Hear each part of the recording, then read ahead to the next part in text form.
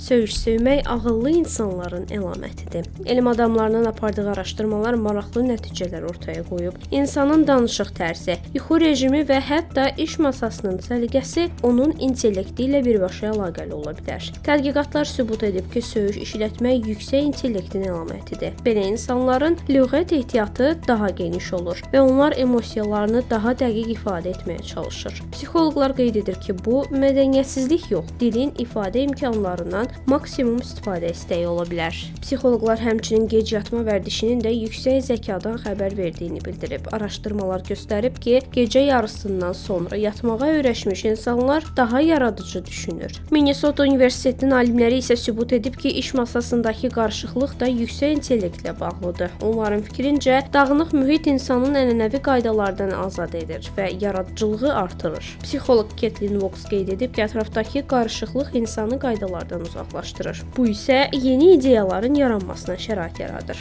Əksinə, mükəmməl səliqə yaradıcılıqdan çox qaydalara itaəti təşviq edir. Beləliklə, masanız dağınıqdırsa, gec yatırsınızsa və bəzən emosiyalarınızı açıq ifadə edirsinizsə, ola bilsin ki, beyniniz sadəcə daha fərqli və yaradıcı düşünür.